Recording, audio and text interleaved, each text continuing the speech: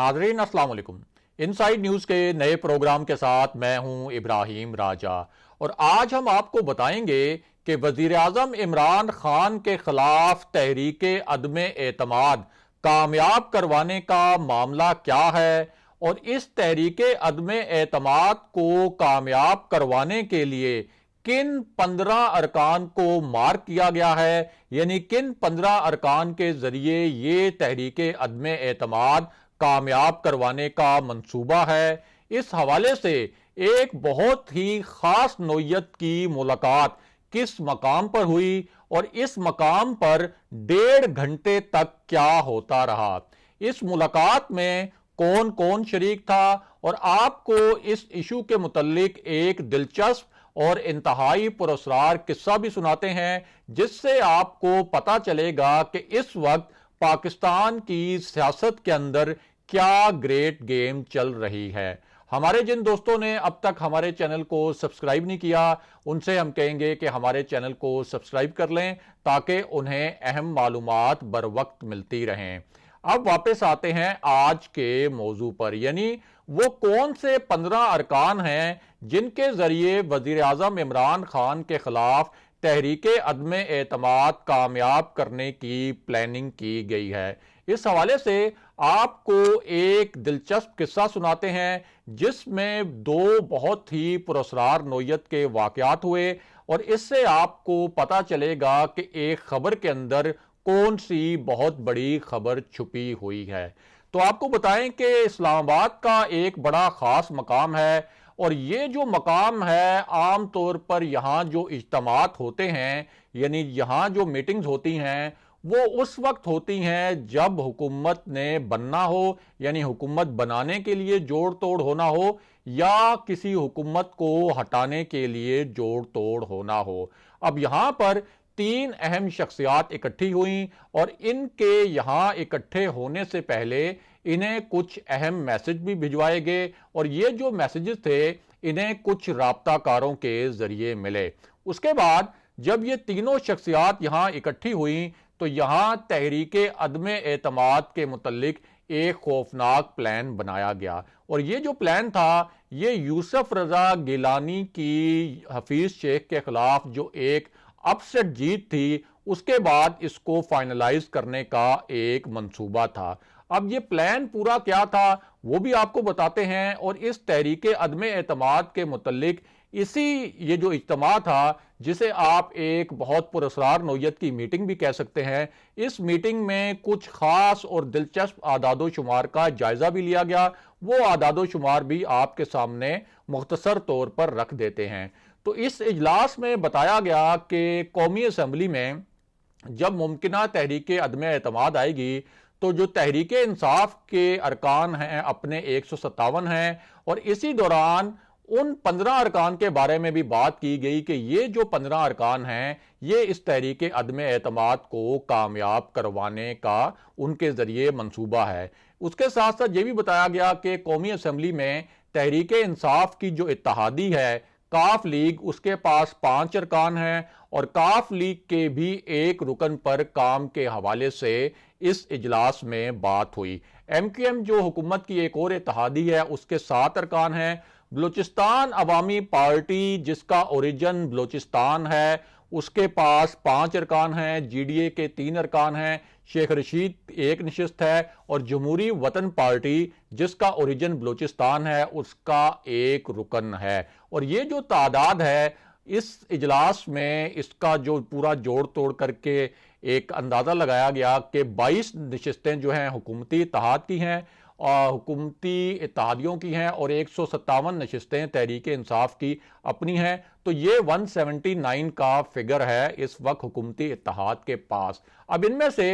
15 अरकान ऐसे हैं जिनके गिर्द एक दायरा लगाया गया कि ये 15 अरकान जो हैं ये PDM का एक जो ग्रैंड मिशन है और जो ग्रैंड प्लान है उसको पूरा करेंगे। अब इसी इजलास में अपोजिशन का जो नंबर है उसका भी एक जायजा लिया गया कि कौमी असम्बली में इस वक्त अपोजिशन का क्या नंबर है, उनके आदादो शुमार क्या हैं, क्योंकि तहरीके अदम एतमाद कौमी असम्बली में आनी है। तो इस इजलास में जो जायजा लिया गया उसके मुताबिक कौमी असम्बली में नून लीग का जो फिगर है 83 है, 83 अरकान हैं। पीपल्स पार्टी के पास 54 अरकान हैं। BNP मैंगल के पास 4 अरकान हैं। मुत्तहिदा मजलिस अमल जिसके अरकान के टूटने का खदशा था JUI के अंदर इख्तलाफात के बायस, लेकिन वो सेनेट इलेक्शन में साबित हो गया कि वो नहीं टूटे, उसके पास 16 अरकान हैं और ANP के पास 1 रुकन है। यूं अपोजिशन के जो कुल इत्तेहाद है उसकी तादाद तो 159 बनती है, लेकिन जो नून लीग को डस्का वाली सीट है जिस पर 18 मार्च को इलेक्शन होना है, वो सीट भी अगर उसको मिलती है मुमकिना तौर पर, जिसका खासा इम्कान है, तो ये जो फिगर है इनका 160 बन जाएगा। अब आते हैं कि तहरीक अदम एतमाद के लिए क्या खौफनाक प्लान बनाया गया, और साथ ही आपको ये भी बताते हैं कि तहरीक इंसाफ को सिर्फ हफीज शेख वाला झटका नहीं लगा। यानी सिर्फ ये नहीं है कि यूसुफ रजा गिलानी जीत गए और सिर्फ एक सीट का धचका लगा है तहरीक इंसाफ को, बल्कि इससे भी बड़ा धचका ये है कि सेनेट में हुकूमत के जो इत्तेहादी हैं, यानी हुकूमत और इसके इत्तेहाद को अक्सरियत मिलनी चाहिए थी, सादा अक्सरियत, बहुत मामूली सी अददी अक्सरियत, ताकि वो कानून साजी कर सकते। लेकिन अब मामला जो है यहां एक बड़ा अजीब हो गया, और वो मामला ये हो गया कि इस वक्त जो 100 का ऐवान है सेनेट का, वहां हुकूमती इत्तेहाद की सीटें बनी 47 और अपोजिशन की सीटें बन गई हैं कुल मिला के 53। इसका मतलब है कि वो कानून साजी वाला मामला जो पहले भी फंसा हुआ था वो अब भी फंसा रहेगा, और सेनेट में बदस्तूर अपोजिशन ही एक जो मेजॉरिटी फोर्स है वो वही रहेगी। अब आते हैं तहरीक अदम एतमाद के मामले पर, और आपको बताते हैं कि इसकी जो खौफनाक प्लानिंग है और 15 अरकान हैं जो उनका मामला क्या है। तो आपको बताएं कि तहरीक अदम एतमाद जो है ये आइन के आर्टिकल 95 के तहत लाई जाती है, और इसके लिए ज़रूरी होता है कि कौमी असम्बली के जो कुल अरकान हैं, यानी जैसे 342 अरकान हैं, तो उसके 20% अरकान कम से कम इस हक में हों और इस बात पर मुत्तफिक हों कि तहरीक अदम एतमाद किसी वज़ीर आज़म के खिलाफ लाई जाए। इसका मतलब यह है कि अपोजिशन को 69 का फिगर चाहिए, 69 अरकान चाहिए ऐसे जो कि तहरीक अदम एतमाद पर दस्तखत करें, और उसके बाद ये तहरीक अदम एतमाद बाकायदा पेश की जा सकती है। अब इस मामले में एक ट्विस्ट भी है, और वो ट्विस्ट ये है कि जब तहरीक अदम एतमाद पेश की जाती है तो वो इस तरह से पेश नहीं हो सकती कि वो एक ही दिन पेश की जाए और उसी दिन ही उसके ऊपर वोटिंग हो जाए। यानी ऑपोजिशन जिस दिन देखे कि हुकूमत के अरकान आज कौमी असम्बली में कम है निस्बतन, तो वो उसी दिन तहरीक अदम एतमाद पेश करे और उसी दिन उस पर वोट हो जाए, और अगर हुकूमत के अरकान कम हो तो वज़ीर आज़म फारिग हो जाएं। इस मामले में ऐसा नहीं होता। इसमें होता यह है कि आर्टिकल 95 के तहत एक मरतबा जब तहरीक अदम एतमाद कौमी असम्बली में आ जाती है तो उसके बाद 3 दिन से पहले वोटिंग नहीं हो सकती। 3 दिन मिलते हैं वोटिंग के लिए, ताकि जो वज़ीर आज़म का कैंप है यानी हुकूमती कैंप है उसको भी वक्त मिल जाए कि वो अपने कैंप के लोगों की कौमी असम्बली में हाजिरी यकीनी बनाई जाए। इसी तरह वज़ीर आज़म इमरान खान के पास या किसी भी वज़ीर आज़म के पास ये ऑप्शन नहीं होता कि वो उस तहरीक अदम एतमाद पर वोटिंग ही ना करवाए और डिले पे डिले करता जाए। इसमें ज़्यादा से ज़्यादा ये ऑप्शन होता है कि 7 दिन के अंदर अंदर इस तहरीक अदम एतमाद के मामले पर वोटिंग लाजमी होनी चाहिए। 7 दिन से ज़्यादा इस मामले को ताख़ीर का शिकार नहीं किया जा सकता। अब आते हैं कि तहरीक अदम एतमाद का प्लान क्या है, और इसी हवाले से आसिफ अली जरदारी ने क्या खौफनाक नोयत का बयान दिया है, जिससे पूरा पता चलता है कि ये पूरी गेम जो है ये कहां पे प्लान हो रही है और क्या एक ग्रैंड प्लान बन रहा है। तो आसिफ अली जरदारी ने कहा है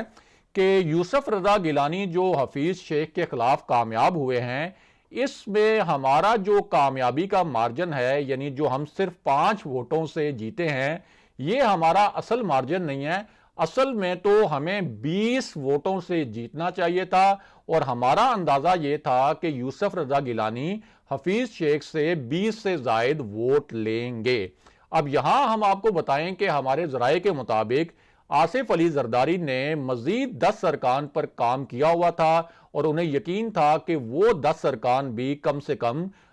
यूसुफ रजा गिलानी को वोट देंगे। اب یہ جو 10 ارکان ہیں جن کے بارے میں آصف علی زرداری نے ایک اشارہ دیا، یہ 10 ارکان اور حکومتی جو اتحادی جماعتیں ہیں 2، ان میں سے 3 ارکان اور بلوچستان کی جو حکومت کی 2 اتحادی جماعتیں ہیں ان میں سے بھی 2 ارکان کی بات کی جا رہی ہے پی ڈی ایم کے ذرائع کے حوالے سے کہ ان ارکان کے اوپر کام کیا گیا ہے، اور یہ جو تحریک عدم اعتماد آنی ہے وزیر اعظم عمران خان کے خلاف، اس معاملے میں ان ارکان کی خدمات لی جائیں گی یا ان ارکان کو استعمال کیا جائے گا اس تحریک عدم اعتماد کو کامیاب بنانے کے لیے۔ اور اس حوالے سے آپ کو بتائیں کہ یہ جو پورا پلان ہم نے آپ کے سامنے ڈسکس کیا تھا، بلاول بھٹو اور مولانا فضل الرحمان اس پلان پر اس میٹنگ میں جس کا ہم نے ذکر کیا تھا آپ سے، اس میں انہوں نے اتفاق کر لیا ہے۔ پہلے مولانا فضل الرحمان اس پر متفق نہیں تھے، اور یہ پورا پلان ڈسکس کیا گیا ہے مریم نواز سے، اور مریم نواز نے ہمارے ذرائع کے مطابق یہ پلان بھجوایا ہے میاں نواز شریف کو، اور اب میاں نواز شریف نے اس پلان کی منظوری دینی ہے، اور اس کے بعد اتفاق رائے سے اگر میاں نواز شریف اس جوڑ توڑ کے ساتھ متفق ہو جاتے ہیں اور انہیں یقین ہوتا ہے کہ یہ جو فگر ہے وہ اچیو کر لے گی پی ڈی ایم، تو پھر جو لانگ مارچ ہے اس سے پہلے تحریک عدم اعتماد وزیر اعظم عمران خان کے خلاف لانے کا منصوبہ بنایا گیا ہے۔ اگلے پروگرام تک کے لیے خدا حافظ۔